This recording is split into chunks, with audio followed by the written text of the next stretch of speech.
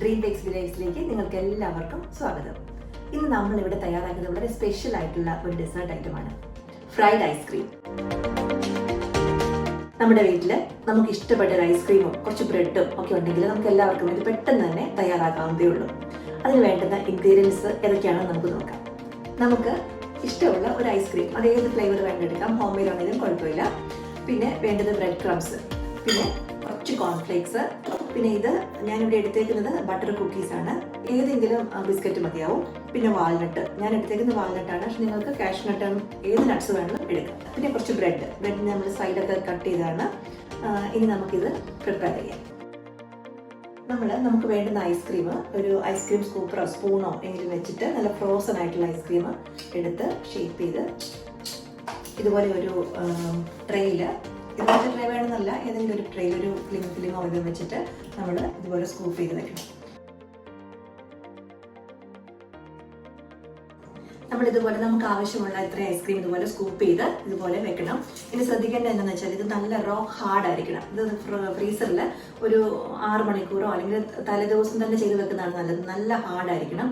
അങ്ങനെയുള്ള ഐസ്ക്രീമിനെ നമുക്ക് ഇതുപോലെ കോട്ട് ചെയ്ത് വെക്കാനുള്ള പറ്റുള്ളൂ. അപ്പം ഞാൻ ഇന്ന് നിങ്ങളെ കാണിക്കാൻ വേണ്ടി 2 ചെയ്തു. ഞാൻ ഇന്നലെ സ്കൂപ്പ് ചെയ്ത് വെച്ചേക്കുന്ന കുറച്ച് ഐസ്ക്രീം ബോൾസിങ് എടുക്കുകയാണ് ഇന്ന്. എന്നിട്ട് അതിനെ കോട്ട് ചെയ്യുന്നത് എങ്ങനെയാണെന്ന് കാണിച്ചു തരാം. ഇനി നമ്മൾ ഐസ്ക്രീം കോട്ട് ചെയ്യാനായിട്ട് ചെയ്യേണ്ടത് ഈ ബിസ്ക്കറ്റും നട്ട്സ്, നിങ്ങൾ എടുക്കുന്ന ഏത് നട്ട്സാണ് അതും ബിസ്ക്കറ്റും ഈ കോൺഫ്ലേക്സും കുറച്ച് ബ്രെഡ് ക്രംസും ചേർത്ത് മിക്സിയുടെ ചെറിയ ജാറിൽ ഒന്ന് അടിച്ചെടുക്കുക, ഒന്ന് ക്രഷ് ചെയ്തെടുക്കുക. ഞാനിപ്പോൾ നമ്മുടെ ബട്ടർ കുക്കിയും വാൽനട്ടും പിന്നെ ബ്രെഡ് ക്രംസും കൂടി ചേർത്ത് പൊടിച്ചെടുത്തതാണ്. അതിലേക്ക് ഞാൻ കുറച്ച് ഷുഗറും കൂടി ആഡ് ചെയ്യുന്നു.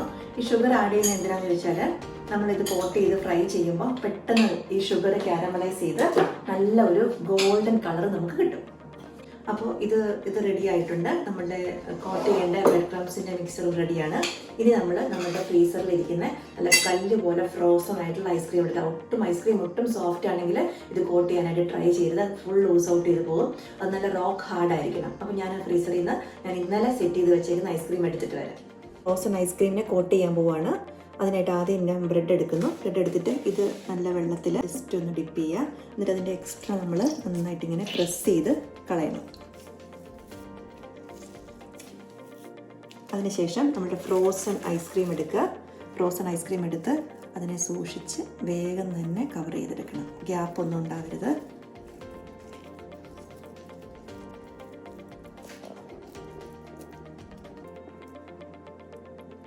ഇതൊരു മുട്ട ബീറ്റ് ചെയ്ത് വെച്ചേക്കുന്നതാണ്. ആ മുട്ട ബീറ്റ് ചെയ്തതിനകത്തേക്ക് ഞാൻ അതിനെ ഒന്ന് റോൾ ചെയ്തെടുക്കുന്നു. എക്സ്ട്രാ ഇങ്ങനെ കളഞ്ഞിട്ട് നമ്മളുടെ ഈ ബ്രെഡ് ക്രംസ് മിക്സിലേക്ക് ഇടുന്നു. ഇനി ഞാൻ എൻ്റെ കൈ ഒന്ന് ഡ്രൈ ആക്കിയതിന് ശേഷം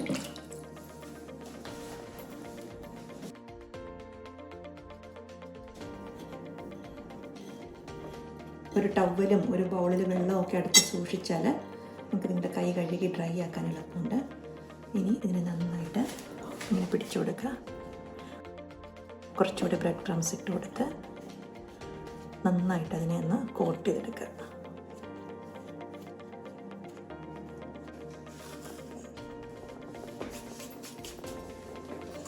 ഈ കോട്ട് ചെയ്ത ഐസ്ക്രീമിനെ നമ്മൾ വേഗം തന്നെ ഫ്രീസറിലേക്ക് മാറ്റണം.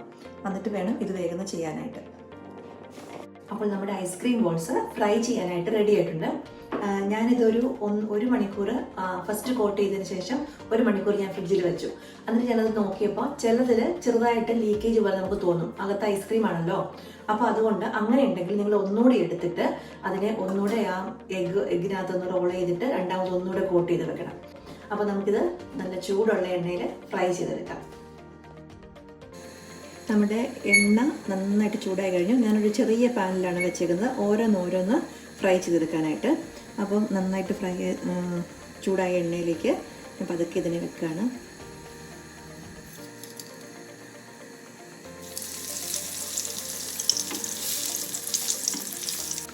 ഒരു ഗോൾഡൻ കളർ വരുന്നത് വരെ നമ്മളിതിനെ എണ്ണയിലിട്ടെടുത്താൽ മതി. പെട്ടെന്ന് ഇതിൻ്റെ കളർ മാറും.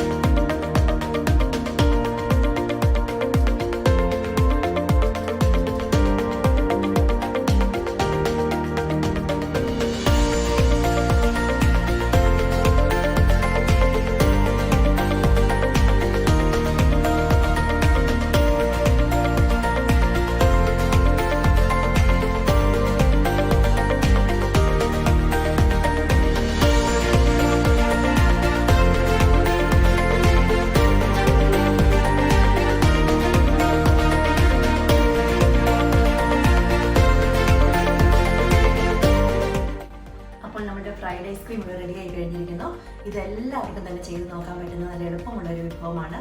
നിങ്ങൾ ശ്രദ്ധിക്കേണ്ട ഒരൊറ്റ കാര്യം മാത്രമേ ഉള്ളൂ, നമ്മൾ സ്കൂപ്പ് ചെയ്ത് വെക്കുന്ന ഐസ്ക്രീം നന്നായിട്ട് ഹാർഡായതിനു ശേഷം മാത്രമേ അതിനെ കവർ ചെയ്യാൻ ട്രൈ ചെയ്യാവുള്ളൂ. അപ്പോൾ എല്ലാവരും ട്രൈ ചെയ്ത് നോക്കുക. ഇഷ്ടമായെങ്കിൽ തീർച്ചയായും ലൈക്ക് ചെയ്യുക, കമൻറ്റ് ചെയ്യുക, സബ്സ്ക്രൈബ് ചെയ്യുക. ഇനി നല്ല റെസിപ്പികളുമായിട്ട് ഇനി വരും. എല്ലാവർക്കും നന്ദി.